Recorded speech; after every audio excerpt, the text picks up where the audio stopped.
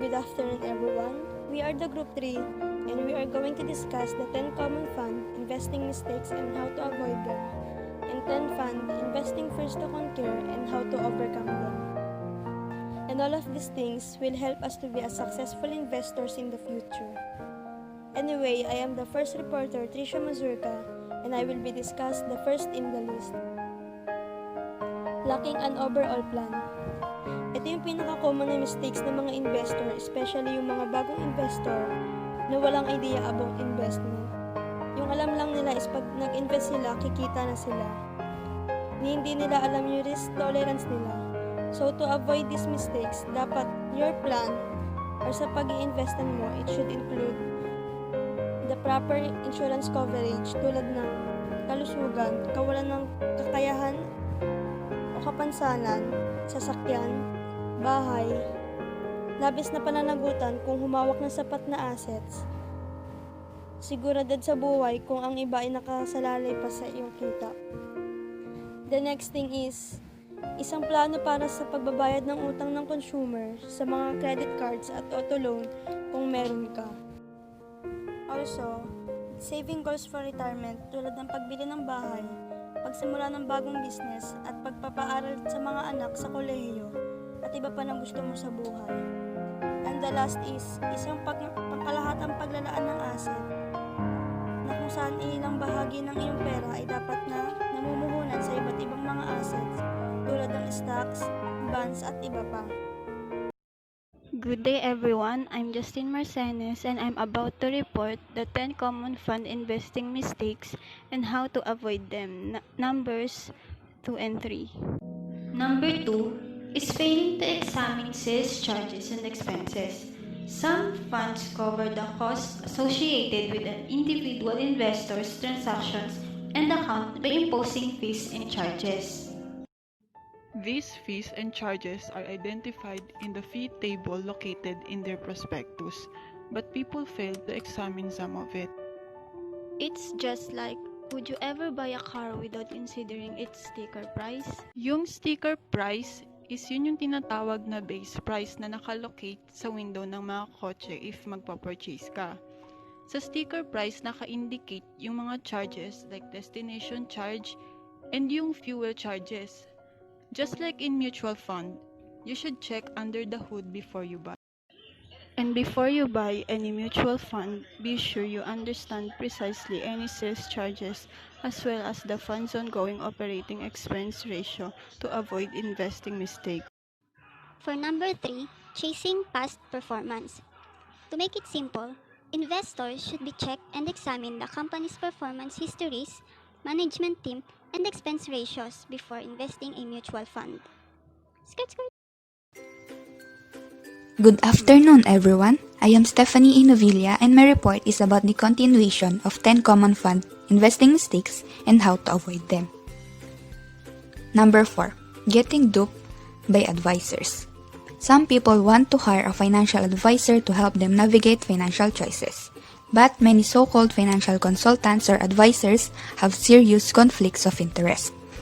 Meaning, isa sa mga mistakes ng investors is that yung iba sa kanila gustong mag-hire ng financial advisor para matulungan silang malaman if ano ba yung financial choices nila.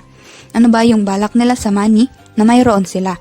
Hindi nila sinisigurado if okay ba yung financial advisors na hinahire nila. First, ano ba yung financial advisors? They are your financial planning partner. And they are the professionals that help you make decisions about what you should do with your money, the amount of money you should save, the types of account you need, the kind of insurance you should have, and so on. So meaning sila yung mga katulong sa mga investors na i-manage at i-monitor ang funds nila.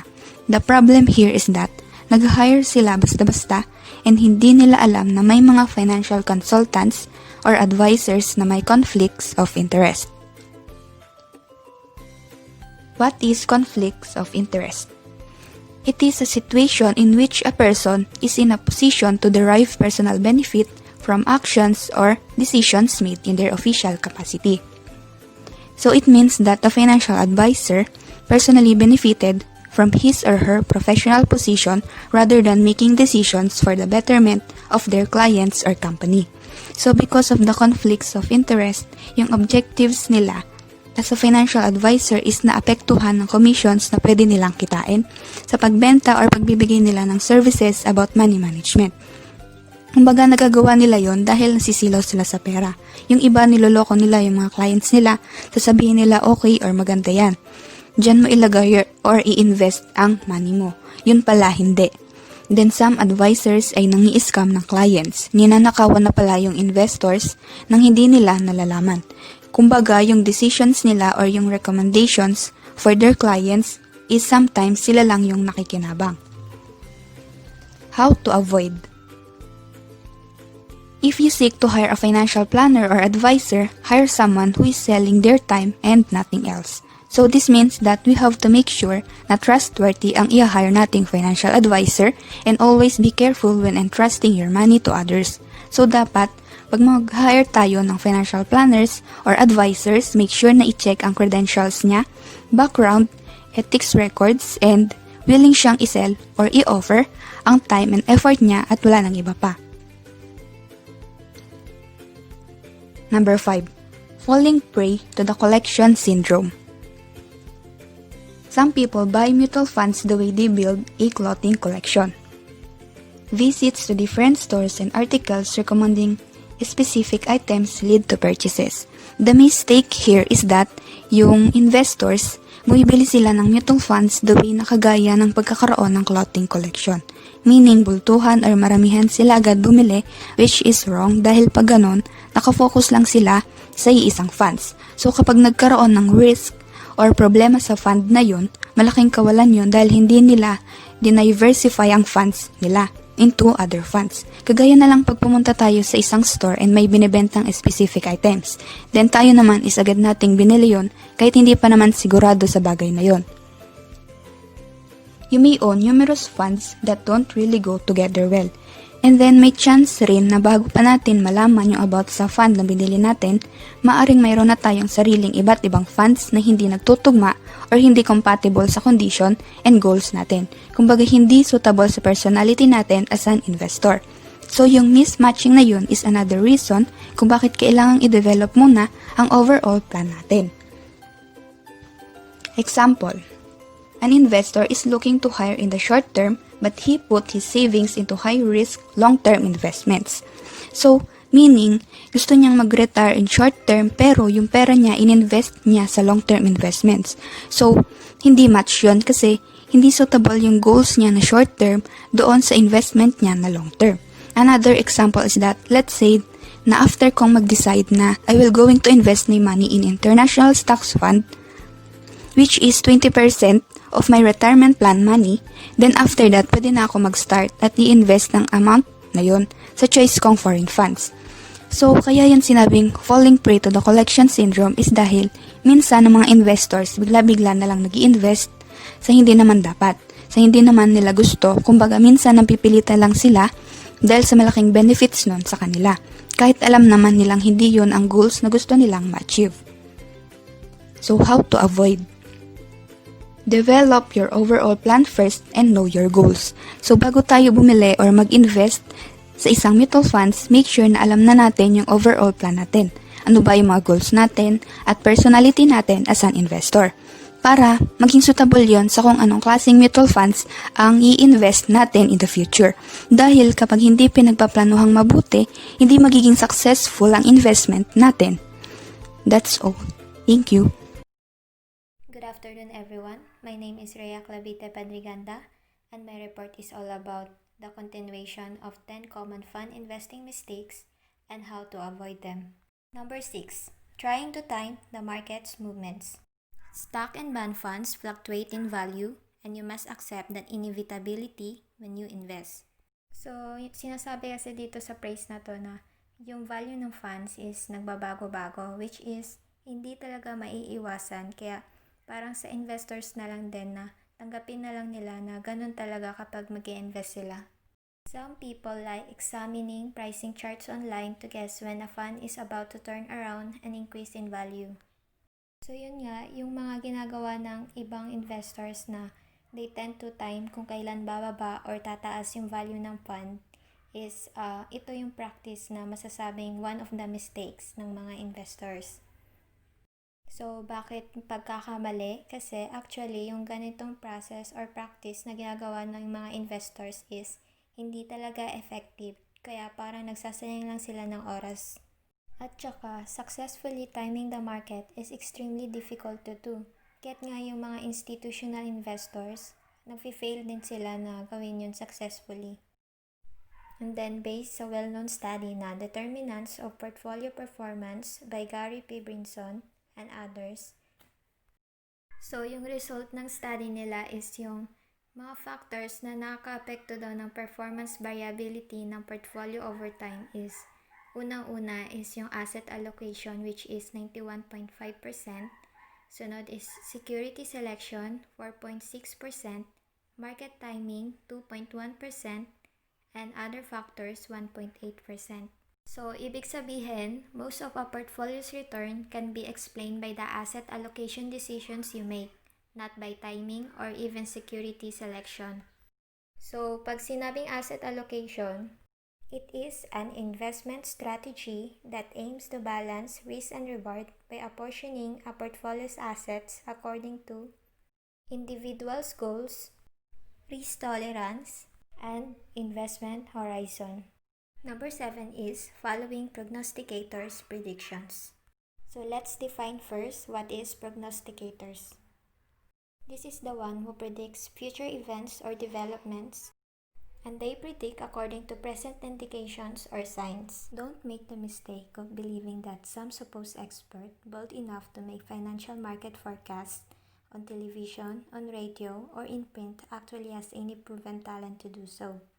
So dito, one of the mistakes naman ng mga investors is naniniwala sila sa mga supposed experts na nagpo-forecast sa TV, radio, or newspapers. So bakit a mistake? Kasi hindi kasi talaga na-prove na may talent talaga yung mga prognosticators na mag-predict ng financial market. So, yung nangyayari kasi, nagpo-forecast lang sila for the sake lang ng publicity of a given firm or individual. So, yung long-term goals na investors, yung desire or lack to accept risk, tsaka yung volatility na investments niya, is already enough to drive or manage his or her fund selection. And importantly, use information, not predictions. Hi, my name is Lyrica Ann Panal. The next common fund investing mistake is being swayed by major news events. Don't make your investing decisions based on the news of the day. News about wars, oil price spikes, large corporate layoffs, the latest retail sales and consumer confidence reports, and Federal Reserve meetings and interest rate changes are but a few of the news reports that can move the market. Change is constant. Therefore, changes in the society are unavoidable. You would see news reports which could make you think that it can negatively affect your investment. However, only a few of these news reports actually directly affect the market. Remember that a consistent long-term investment strategy over time is what will build wealth, so avoid impulsive decisions. Next is comparing your funds unfairly. Don't be quick to assume that your funds aren't doing well simply because they've gone down recently or are producing lower returns than some other funds. Make sure to compare your funds fairly with the same types of securities over a long period of years, not months nor weeks, and then decide. Take into consideration that an investor's fund for years is nothing to compare from a fund built a few months ago, regardless whether or not they have the same types of securities, because it could mislead you on your decision making. That's all. Thank you. So good day everyone, my name is Rika Patago and I'm going to discuss about the 10 common fund investing mistakes and how to avoid them.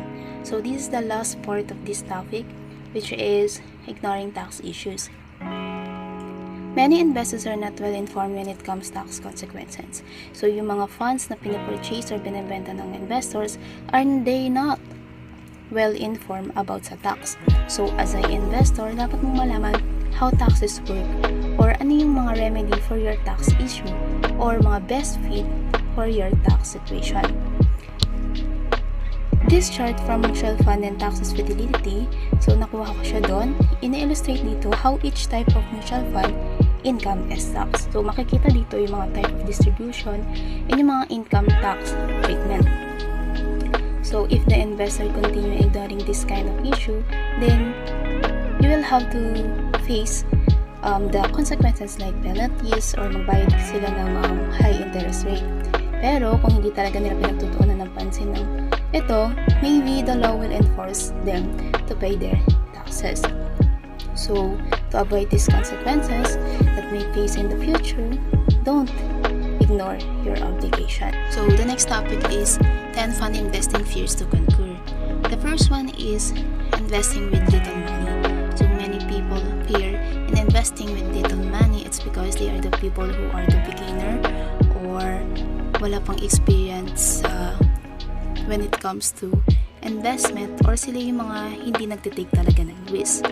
And some people, they got some money it saves from their bank account and they're thinking about investing, but they're really nervous. Well, that's a typical scenario. Some people will go their whole life without investing any money. Why? Maybe because hindi nila nafe-feel na meron silang enough money to invest in different categories of investment, like sa stocks, sa bonds, sa mutual funds, and so on. But there is a misconception na kailangan mo ng maraming pera to become an investor. In fact, you can start investing with a little money. So, I researched about the 3 main reasons why people fear in investing. The first one is losing your money. The second one, not understanding and making a mistake. And the third one is don't really understand and they're going to feel embarrassed. So let's go to the first main reasons. Losing your money. So I really get it. This reason, you work really hard and make a money well and gusto lang natin na i-keep yung money na yun kasi pinaghirapan natin.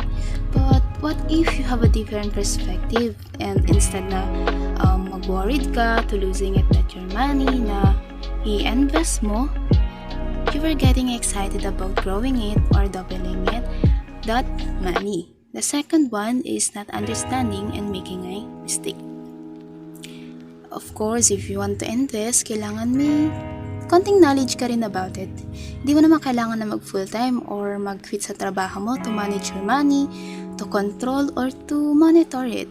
All you need to know is the mga basic lang, like what kind of risk that you're willing to tolerate or what kind of return you're looking for before you're going to use that money na i-invest mo. And the third one reason is don't really understand and they're going to feel embarrassed. They feel embarrassed kasi kapag nalalaman ng ibang tao na hindi talaga naiintindihan, na hindi mo talaga naiintindihan kung ano yung pinasok mo na investment. It's okay to not understand it in first, pero you also need to help yourself to overcome it. Like, study about it, do research, then you will gain knowledge about investing. Just start with a really small amount. Simula ka lang sa mga low risk portfolio. Sa maliit naman talaga nag-uumpisa lahat. At least, sinubukan mo kaysa naman sa wala, di ba? Sa investment naman kasi, there always a risk. Hindi na talaga mawawala yun. Just don't let your fear of investing stop your money from growing. Thank you. Have a nice day, everyone. I am Pedaria Angelu and I'm going to discuss about investing in uninsured funds. Lack of insurance or PDIC on bank accounts isn't what makes funds risky. Mutual fund risks are driven by the price changes of the securities such as bonds and stocks that they invest in. Unlike banks and insurance companies, mutual funds can't go bankrupt. Unfortunately, ang mutual funds daw ay isang investments in the stock market na hindi insured ng PDIC or also called Philippine Deposit Insurance Corporation dahil they do not qualify as financial deposits and they carry a certain amount of risk that the investor opts in to bear. Bankruptcy to a mutual fund are very unlikely to happen dahil ang funds are subject to very strict regulations that protect your money. dahil ang mutual fund are organized as a separate company from the fund's management and its assets are held by an independent custodian na usually ay isang special bank na kahit malugay ang fund management company, ang creditors ay hindi pwedeng galawin ang pera sa mutual fund. Next is the rising interest rates. After a lengthy period of declining and stable interest rates, speculation inevitably surfaces about when interest rates will rise. This spooks not only some bond investors but also stock investors. Rates rarely rise when they are widely expected to, and even when they do rise, it's nearly impossible to know how significantly rates will increase and what, if any, impact that will have on the bond and stock markets. Rising interest rates may make mutual funds and other investments less attractive in general. Ibig sabihin, yung mutual funds daw ay merong less capital to work with and mahihirapang maka-generate ng healthy returns. And they will have little reason to worry, pero if they take proper precautions and planning ahead, meron silang well-positioned to profit from a tightening of monetary policy. If rates rise, it will be warranty of a strong economy. So, magkakaroon ng decent growth and decent corporate earnings after nun, and the equities can and will do well.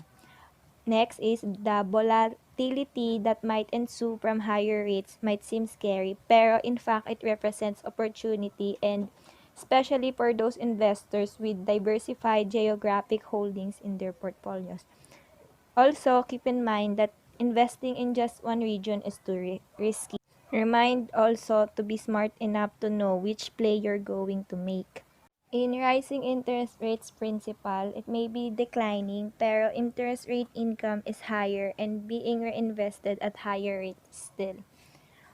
Also, it's also a great help to find financial advisors you trust who take holistic looks at your portfolio, because they make sure they are taking the right time to get your financial plan right. Lastly, it's important to remember that the early stage of a rising rate environment isn't a bad thing. It's actually the reaction to good things happening. Good afternoon, everyone. I'm Charmaine Nicole Pedriña, and I'm going to report about missing high returns from stocks. Missing high returns from stocks. Buying individual stock is the same. Don't do it thinking that you'll beat the better mutual fund managers. The stock market can be a wild ride. Every time you trade an individual stock, you are betting that you know more than the Wall Street experts and their high-frequency trading algorithms. When times get rocky, there can be a daily percentage changes of prices on either direction. So what would happen if you tried to time the market and ended up missing out on the days with the biggest positive changes? Long story short, it's not good. If you miss even a handful of them because you're trying to time the market, you will dramatically lower your overall return on your investments. That's all. Thank you. Good afternoon, everyone. I'm Donna Fepalioso, and ang i-discuss ko po sa inyo ngayon ay ang number 5 at number 6 ng 10 Fun Investing Fears to Conquer. Waiting to get a handle on the economy and buying the best performing fund. Number 5 is waiting to get a handle on the economy. Read about, listen to, and observe what's going on in the world, but don't use this noise of the day to help make your investing decision. Hindi pwede na dahil nalaman mo na bumaba yung ekonomiya, ay mag-i-invest ka na kaagad. Kailangan i-determine mo muna yung investment portfolio mo by considering your financial situation, personal goals, and your future plans. Next is the types of securities that do the best in B2B change courses. Number 6 is buying the performing funds. You may actually increase your chances of the fund investing success by minimizing exposure to recent hot performers and investing more into fund types that are currently depressed but otherwise fundamentally sound.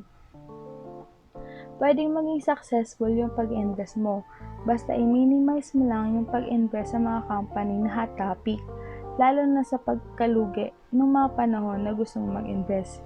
Kasi may chance na pati ikaw madami sa pagkalugi nila at imbis na makatulong sila sa'yo, pumalpak pa. Tapos mag-invest ka sa mga kumpanya na kahit may bad records ngayon, pero alam mo naman na makakabawi sila sa pagkalugi nila, lalo na may maganda naman silang record ka noong kakasimula pa lang nila. Lalo na ngayong pandemic kasi maraming kumpanya ang nalugi at nagsara.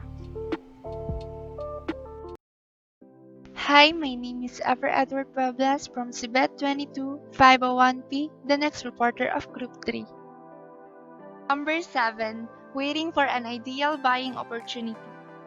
If you're just starting to save and invest money, invest regularly so that if prices drop, you'll buy some at lower prices. That way, if prices don't decline, you won't miss out on the advance. If you have a large amount of money awaiting investment, move it gradually. Dollar cost averaging is a portion every month or quarter over a year or two into different types of funds. For me, there is no ideal buying opportunity because no one knows what will happen with the market. We have no idea how long this volatility will last. We can only predict the market by reading newspaper and watching news in television or in other social networking sites. In the meantime, dollar cost averaging is like a consistently investing for retirement and other financial goals. It is a strategy which people invest the same amount of money at regular intervals. In number 8, obsessing over your funds. There's a big difference between monitoring and obsessing. You don't need to follow the daily price changes of your mutual funds, which is an incomplete and often misleading way to discern the amount of return from your fund. In addition to share price changes, you must take into account dividend and capital gains distributions when you calculate a fund's performance. Tracking and hovering over your funds increases your chances of panicking and making emotionally based decisions.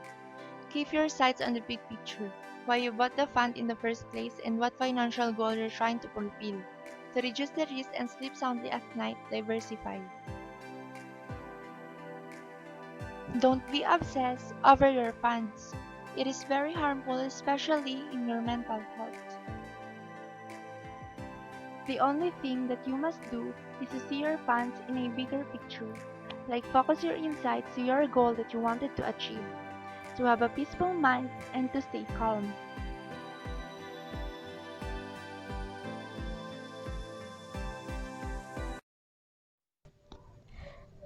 Good day.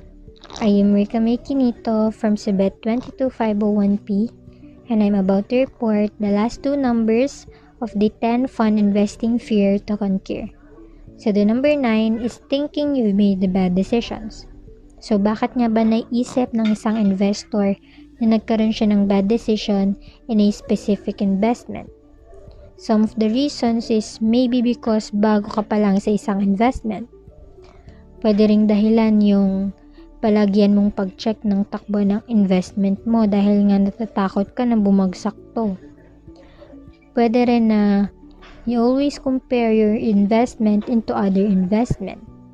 So dahil nga check ka ng check, compare ka ng compare, may isip mo na baka nga mali yung decisions mo. And it starts you to confuse and doubt your decisions. So I've searched and think of some of the solutions. First one is use a good selection criteria in picking funds on your own. Mas maganda raw na mag-set ka ng standards sa pagpili ng investment. Another one is don't check and think too much of your investment.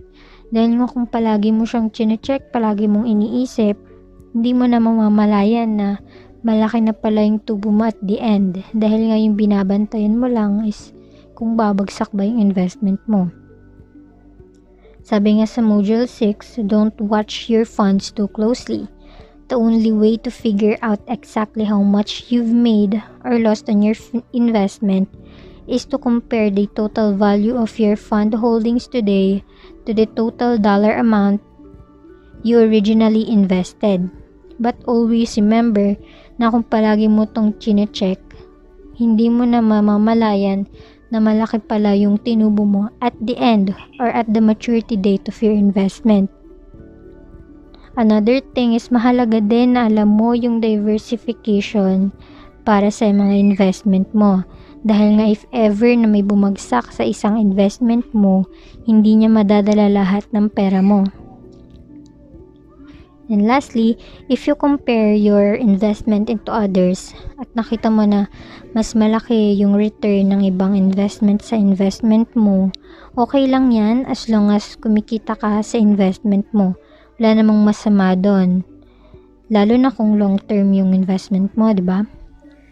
So, you need to conquer your fear when you think you've made the bad decisions. Dahil kung hindi mo to mako-conquer, paano ka na lang sa long run, di ba? Another fear of an investor is lacking in performance. Iniisip kasi ng isang investor na yung investment nila is hindi ganun kaganda or kagaling in terms of performance. Sa investment kasi meron tayong tinatawag na fund performance top 10 list.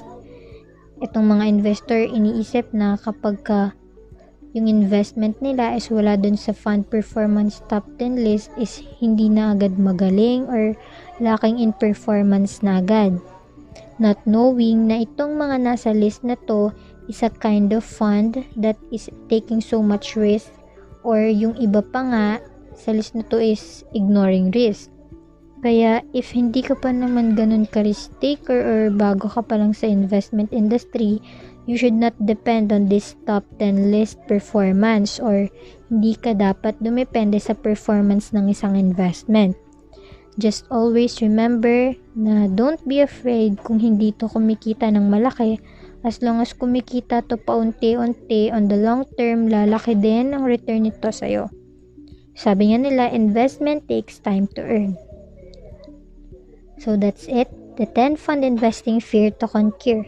Hope you learned something. Thank you for watching.